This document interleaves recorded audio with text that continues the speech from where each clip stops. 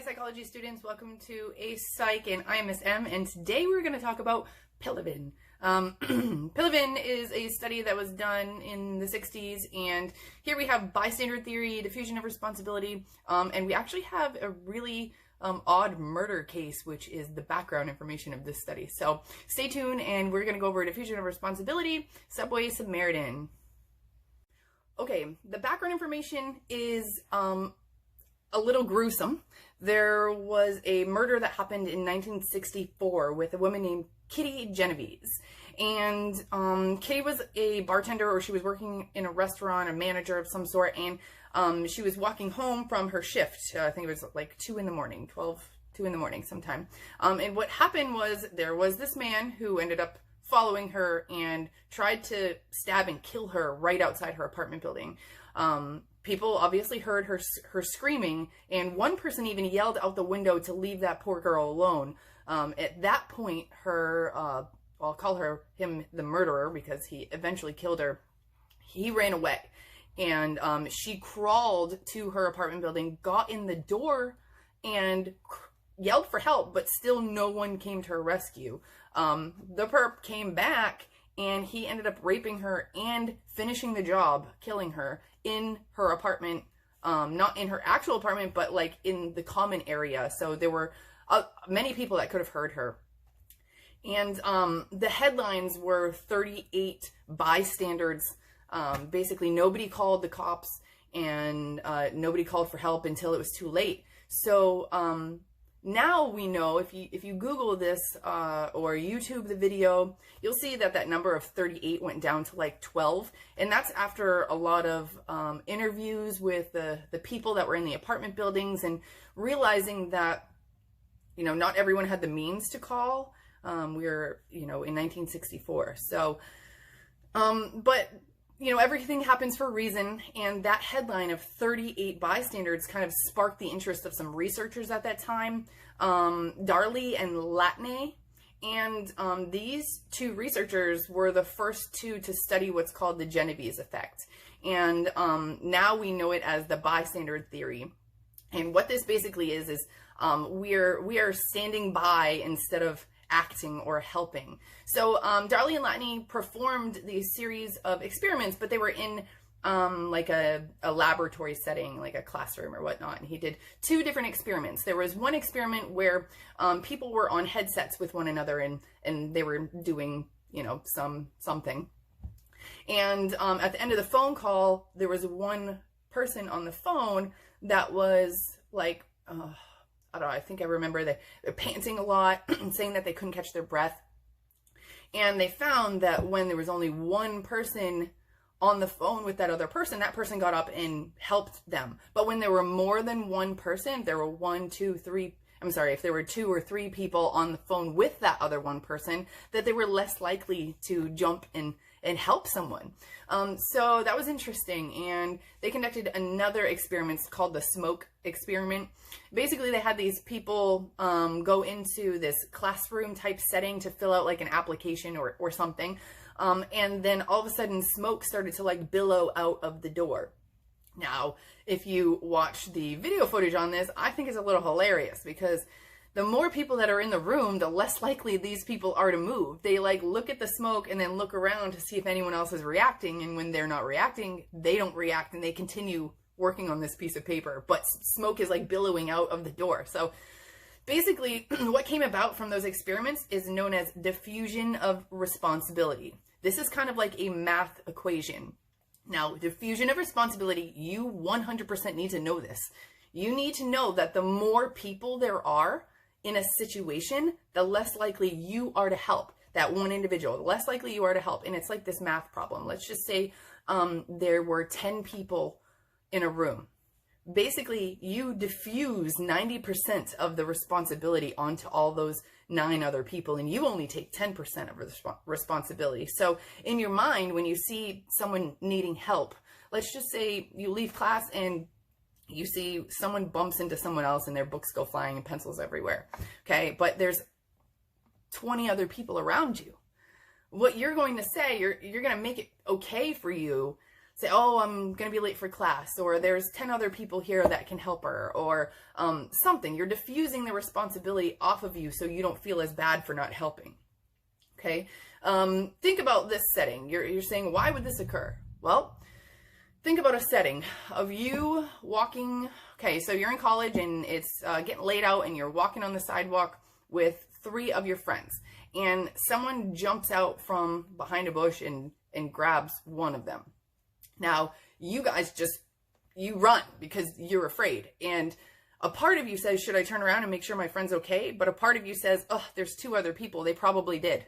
So I'm just going to go. Now, ever since I figured this theory out, I have been a big advocate for helping when you believe that someone else had already helped. So, for instance, I have been driving and I've seen someone walking barefoot, shirtless on the tippy top of a bridge. All right.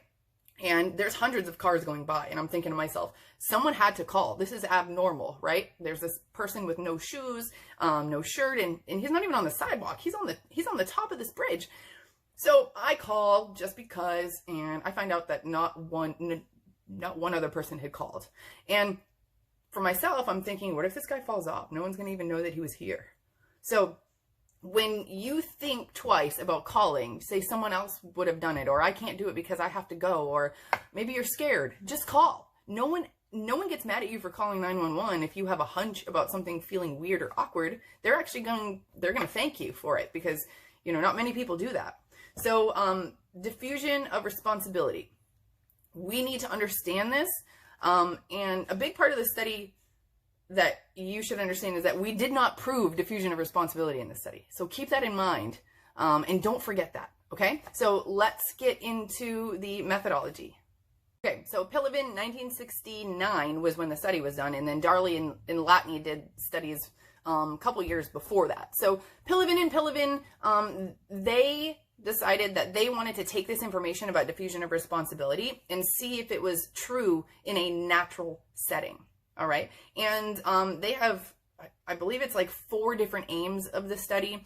And it has to do with the independent variables. So they wanted to test the diffusion of responsibility in a real life setting. So that was like their first aim of the study. Then they wanted to look at the effects of the type of victim. So they wanted to see if a victim was ill versus drunk. So like they were helpless versus bringing it upon themselves. Are we more likely to help someone in that situation? We wanted to look at race.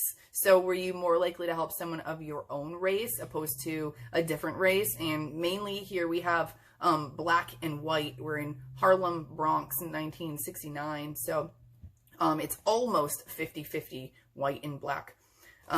So the third aim of the study was to look at like a modeling situation. And when they say model, I look at like a model citizen. That's kind of how I think about it. So they wanted to see if they put one person in there to help, which is a Confederate or a stooge, are we more likely as bystanders to help that individual, right? So if someone's already there helping, are we more likely to come to that rescue? So that was the third aim.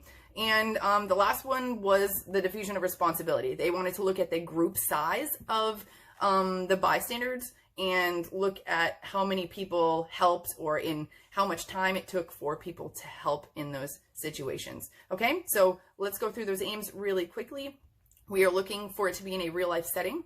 We are looking at the effects of drunk or ill. We are looking at the effects of race, white or black, and we are looking at numbers, diffusion of responsibility, okay? So let's dive into the methodology a little bit more.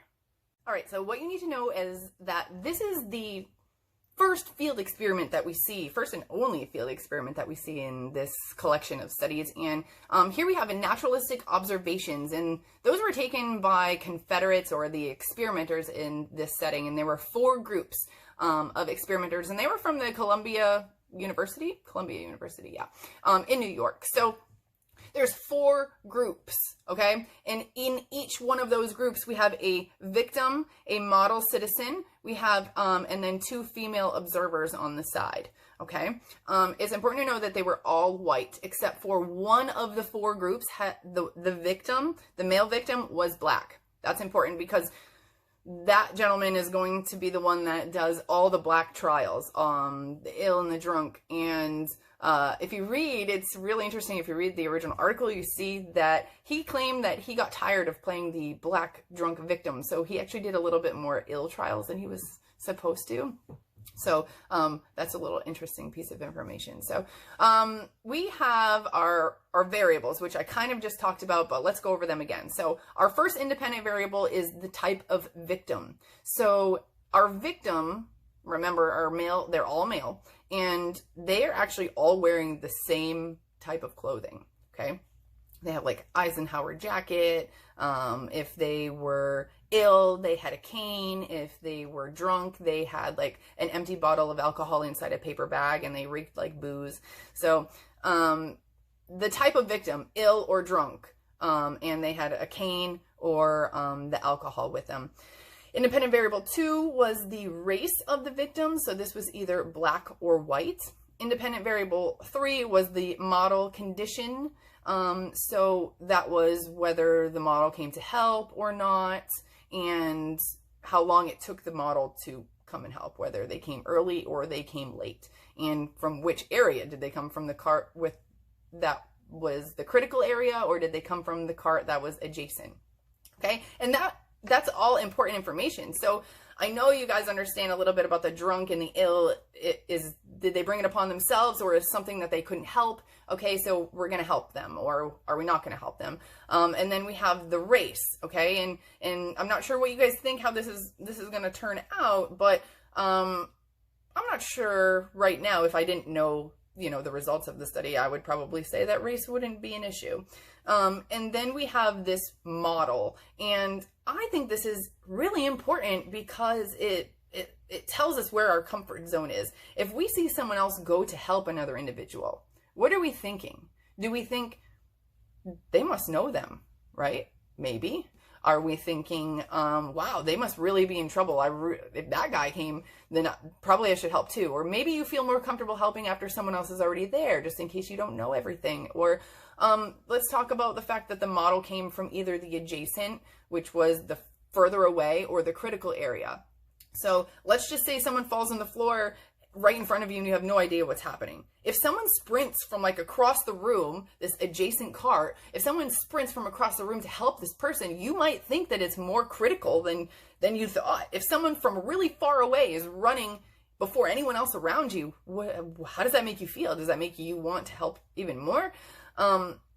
So that was important, and also the timing at which the model helped. So we ran 2 different trials with the model helping. We basically would wait 70 seconds after the victim fell on the floor to kind of release a model, that was the early, release a model to our victim to see if anyone came to their aid. But then we also had some late model trials where the model waited almost double the amount of time before they came to help. Now, remember, our participants don't even know they're part of a study. So we kind of have to like go off of what everyone else is doing in order to get these late and early trials with the model. And it actually turns out that, the longer they waited, people came to help our victims. So there actually is not a lot of numbers on trials that happen where our model came late, because a majority of the time people helped. Okay, so let's just go over the experimenters really quickly again, because this is important. You might have to describe these experimenters, these groups that came from Colombia University. Okay, so again, that's 4 different groups. In each group, we have a male who plays the victim, we have a model who is also male, and then we have 2 female observers. And it's really important. Their job was so important because they were there to count gender, they were counting race, they were taking qualitative data on some of the things that the participants said while, this experiment was going on. All right, we'll get into some of that qualitative data because it was so interesting. But that was basically it. And our sample, let's go over the sample, because we have these naive participants. That just means that they really have no clue. They have no clue at all that they are part of this experiment. and they are getting on a subway train, and they are going from either the Bronx to Harlem or Harlem to the Bronx, and we are using 59th Street and 125th Street, and basically between these two stops, it's only a 7.5-minute ride. So, you know, this is really good for our experimenters because they can do multiple trials a day. They basically run onto the cart before anyone else can get on, and they get in their spots. The door shuts, and then they wait, you know, 70 seconds, and then they start their experiment. When they reach their destination, they just get off and go over to the other cart that's going back the other way, and they run the experiment again with another 7.5 minutes. Okay, so we have 4,450 men and women basically traveling between 11 a.m. and 3 p.m. Again, they are unaware that they are part of this experiment. I think they guessed some of the participants, I think there was like one Asian in there, but don't even hold on to that. Just do 65% of the participants were white and 45% were black. So we have this subway train, and we're going to call it a self-selected sample. Okay, not an opportunity sample. And I understand what you're thinking. It's the best opportunity. They're there at the bus station, but technically the participants, they volunteered to be part of the study by stepping on the train. Okay, I don't know if some of you remember the man study on lying that happened in the last syllabus, and basically by confessing that they lied, they were volunteering to be part of the study. So it's kind of the same thing. It's a self-selected volunteer. They are getting on this train in this cart on their own terms, and if they do get in the cart, then they are basically part of this experiment. Okay, so quick recap. We have a field experiment. We have 3 independent variables. We are an independent groups measure because we assumed that 4,450 participants, that they only saw this experiment happen one time. Now, I think that's a little naive to assume that over these 3 months of doing this experiment that people didn't see the experiment more than once. So, but you know, based on the facts of what they can assume, we are calling this an independent groups design. All right, so here's a couple controls to consider. So important. Remember these. Do something to remember them. We have the same 7.5-minute train ride for everyone. Observers, they always sat in the same positions. The victims wore the same clothes and fell over at the same exact time, which was 70 seconds after the door shut. In the same exact place, in the same exact way. So each team member started the journey in the same exact place. So observer 1 was in the adjacent cart near the exit door, and observer 2 was in the adjacent carriage in the far corner. So they were able to see, you know, both, one was able to see their side and the opposing side, and the other was on the opposite side. They could take data on their side, and they could see across. All right, so let's dive into the procedure. Okay, so how did they test all of these independent variables at one time in one 7.5-minute ride? Okay, this is where I want you to close your eyes, pretend you're just getting on this train, or maybe that you're watching from a camera within the train, which I think that would have been a really good idea to do, especially if they knew they were going to use that specific train in that 7.5-minute ride. They could have easily maybe docked up a camera of some sort. Again, though, this was in 1969, so I'm not sure. So let's go through these procedures. So 4 members of the team position themselves in a specific location on the subway. So I said that before. They all got in the same exact position every time they entered. The subway leaves the station and the doors shut. After the doors shut, we wait 70 seconds. To the T, the victim, whether it's a drunk trial, an ill trial, a black or white, in that combo, they fall to the floor. Now, if no one comes to their aid right away, then we have this model condition. We can either have a critical early, critical late, adjacent early, and adjacent late. And the critical, again, means if you were in that side of the cart where the victim fell, you were in the critical area, or if you were in the adjacent cart next door. Okay, so let's just, for example, the critical early. The model was in the same carriage as the victim, and they helped 70 seconds after the victim fell. So critical, so you are right next to the victim, and early, so you only waited 70 seconds to come to the aid of the victim. Okay, critical late. Now you are in the same area as the victim, except this time you wait 150 seconds to help. Now remember what I said before, a lot of people help, so we didn't really have the option too many times to wait that 150 seconds because people came to help. Adjacent early, so that means you're in the cart across and you come to the rescue after 70 seconds, and then adjacent late is you're in the cart across and you come to the rescue after 150 seconds, okay? So, those were the two jobs of our victim and our model citizen. So what did our two observers do? And those, remember, they're female. So they recorded the sex of the passengers, the race of the passengers, the location that the passengers were sitting in, whether they were sitting or standing, whether they came to aid and they were in the critical carriage, or they came to aid and they were in the adjacent carriage. Observer 2 recorded the sex, race, and location of people in the adjacent area, the same as the other, but they did it in the critical area. She also recorded the time it took for the first observer to help and time it took for someone else to come and help that model or help the victim. So remember, if no one helps the model, if nobody helps the model, helps the victim up to his feet or goes to help them at the station, then the team of 4 basically just get off the train and they go to the next train and they start the experiment all over again. Okay, but that didn't happen. So because people came to help. Now, that's it. That's all that happened. They ran these series of experiments over and over and over and over. And they're just looking for trends in data at this point. Do people that, if we have a black victim and he is ill, who is coming to help him? And how fast is it taking for them to help him? Is it someone who's white? Is it someone who's black? Are they coming from the adjacent cart? Are they coming from the critical cart? Was a model already there? There's so much that's going on. So much that's going on. So I would just understand those independent variables and maybe an idea of, hey, participants got on the train. The experimenter started the experiment 70 seconds after. And then we had a 7.5-minute ride from 59th Street to 125th Street. And, if people helped, we recorded the data. If no one helped, then we just pretended that we were, passengers ourselves, and we got off and we got on the opposite train and then tried to start the experiment over going the opposite way. So what type of data did we really gather from this? We have a quantitative data, basically the demographics, characteristics, frequency of helping, the time it took to help. We have a lot of awesome numbers in here. And we have qualitative data. So this qualitative data was also gathered, and it was mostly on the comments that were made, like the uncomfortable comments that were made from the bystanders, the people that were sitting, on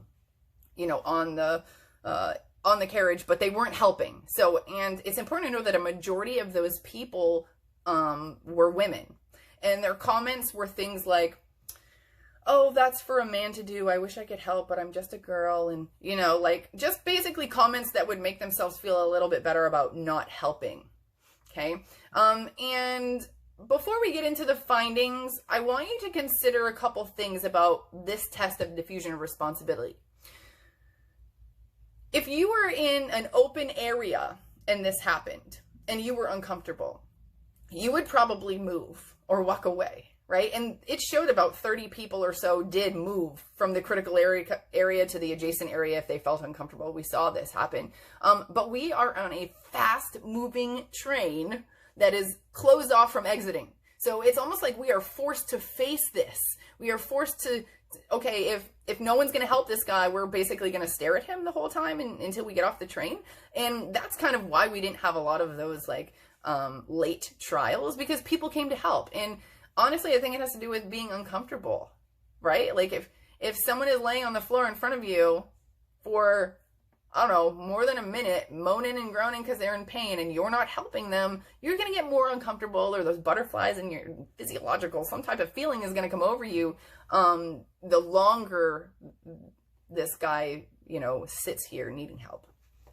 So that's really important to know when we look at the results of this study, because spoiler alert, we didn't prove diffusion of responsibility. People helped. It didn't matter how many people were on the train.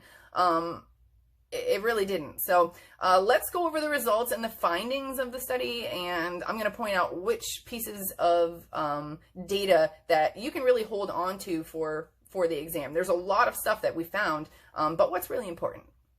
Okay, so bear with me while I go through these findings. There's a couple that are important I'm going to talk about. I'm going to read them, and then I'm going to explain what they really mean. So the first finding, we see that the victim with the cane received spontaneous help on 62 out of 65 occasions. So that means that out of 65 trials, we only had to send a model in 3 times, because every other time, 62 times, someone came to help. In the drunk trial, the victim did receive spontaneous help, but it was only 19 out of 38. So remember when I had said that the black gentleman did more ill trials than drunk? That's why you see a number difference where we have the ill was 65 trials and the drunk was only 38 trials. He did a significantly less amount. But, I mean, you do see that there is a drop in helping behavior when the person is drunk. When people did give spontaneous help, 60% of the 81 trials, there were 2, 3, 4 helpers. So in about 60% of the time that people helped, there were more than one person that helped. Okay, 2, 3, 4 people came to the rescue, which is why we didn't need to use that model condition a lot. But it's important to know that it did matter. That model did matter. As soon as we'd send a model in, we would have 2, 3, 4 people come and help too.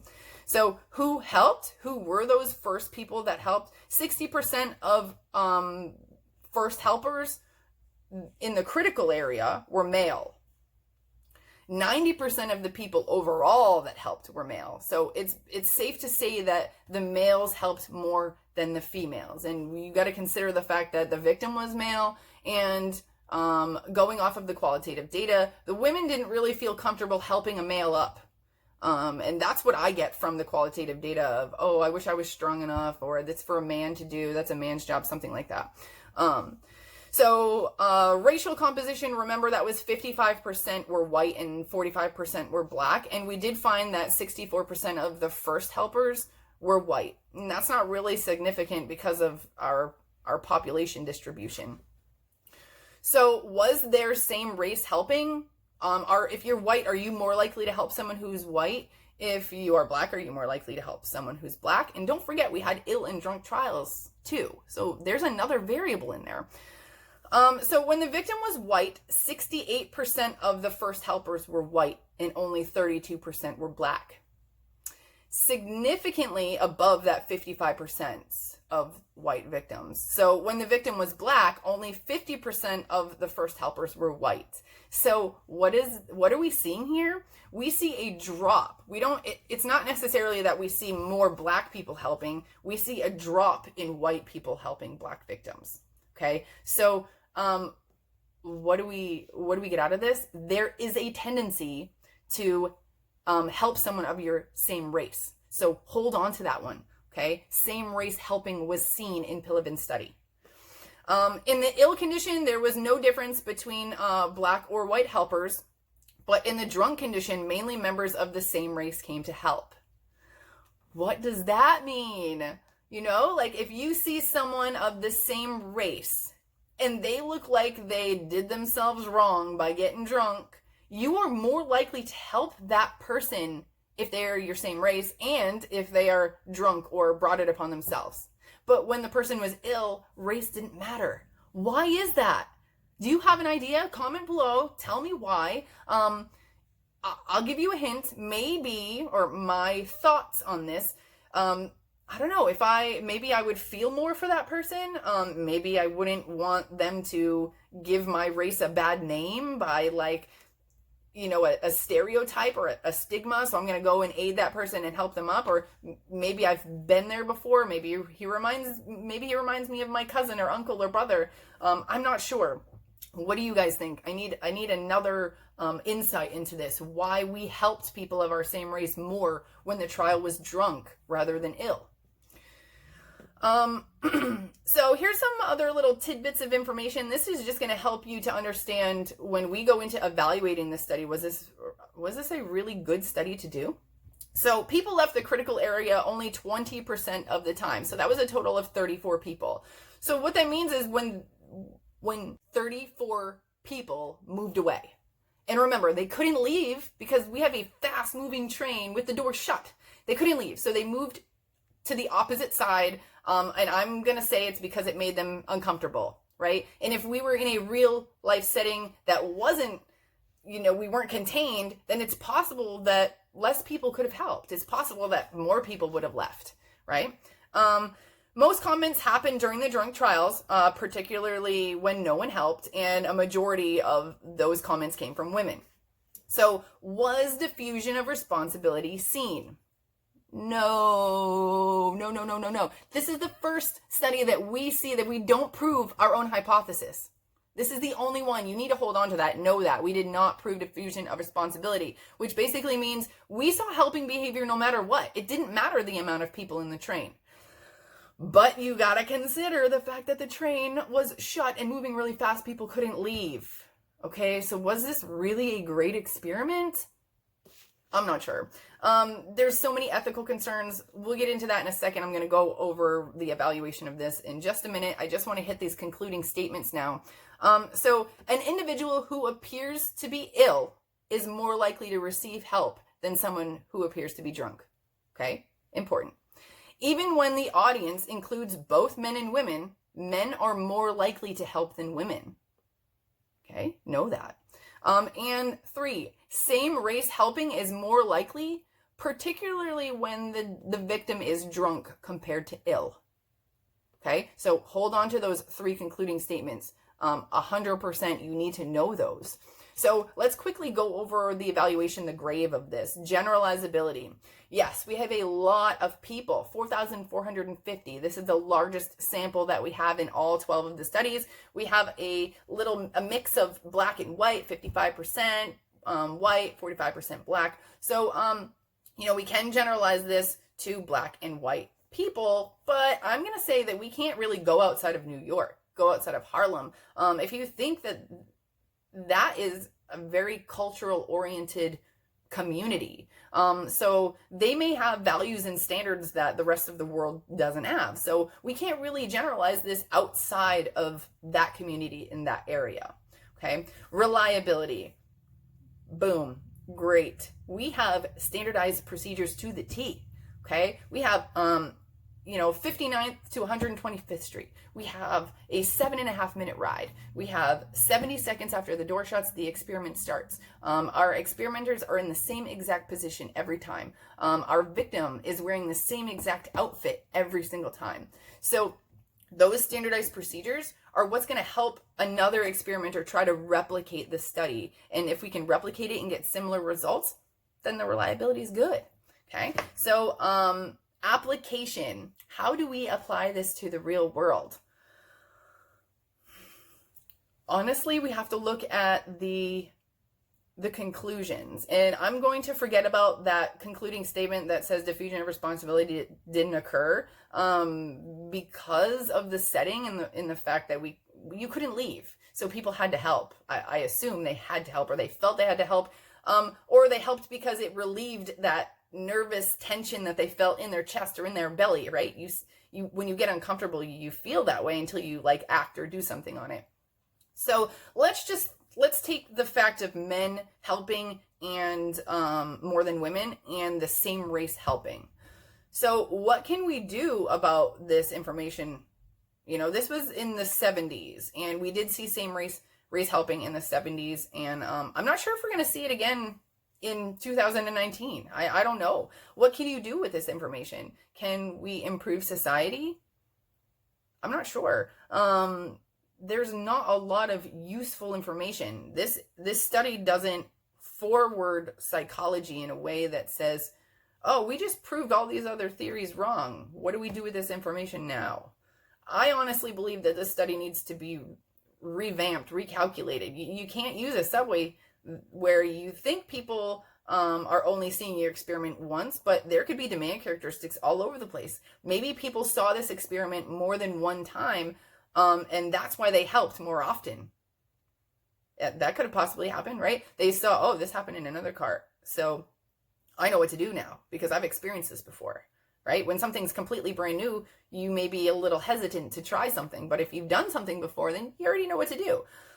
So application, maybe breaking the barriers, break the mold. If you know something exists like racism, then maybe we can break that mold. If sexism or gender is an issue, we can break that mold.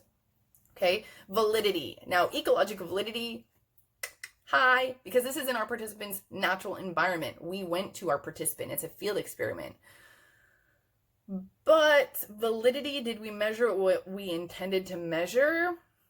I'm not sure if we actually measured diffusion of responsibility on a quantitative scale. Yes, we measured diffusion of responsibility, but did we really measure that theory that bystanders are more likely to stand by if there's more people around? I'm not sure. I think we should have had a more open type of setting where we could have allowed people to withdraw from the study, because let's jump into the ethics. The ethics are horrible.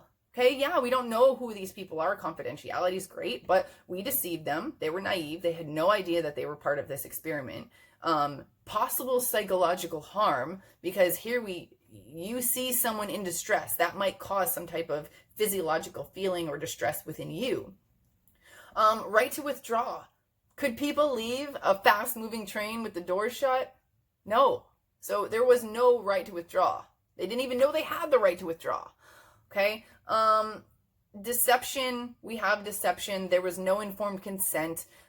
So really, this sounds like a really good structured experiment, but the ethics are horrible. And I honestly believe that there could have been ways that Piliavin, introduced some of these ethics a little bit more. And I know they didn't want to impose demand characteristics by letting people know that they were part of a study, but there could have been ways in which we debriefed them, right? If they were done with the experiment and they left, maybe we could have played something over the intercom that said that they were part of the experiment. And if they need any help or any psychological services, that they can go here for that. Maybe they put a sign on, the entrance that said that there is an experiment going on, and if you are a part of the experiment, you have the right to withdraw by, I have no idea, but there are ways that we could have just flashed a sign that said, that you were part of the experiment, or a way to debrief them, okay? So anytime that there's deception, you have to debrief them.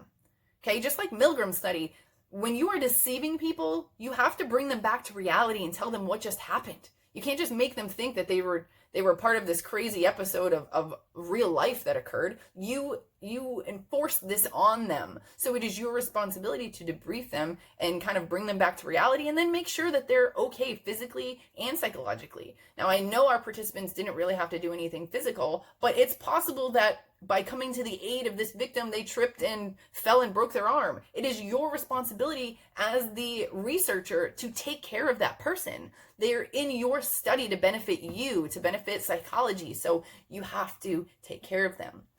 Okay. I'm going to consider that ethics is so important in the study, and you should be thinking of ways that we could have improved the ethics of the study. I haven't seen a question like that on here, but I always have my students try to think of it, because this could have been so much better. All right. So here we have Piliavin. We did not prove diffusion of responsibility.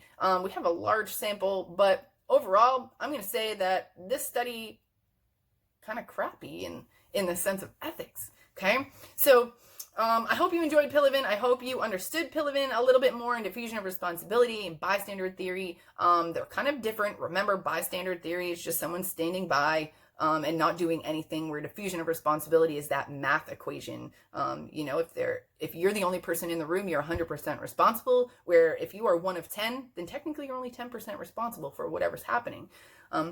So try to keep this study in mind. The application, I would say use this in your everyday life. If you see someone that needs help and you second guess yourself, or you say, maybe, I don't want to call help. What if this is something they normally do and I don't want to disturb them? It doesn't matter. If you get that feeling in your stomach, there's a reason you did. It's not something you normally see. So don't question yourself and make yourself feel better for not calling. Just call.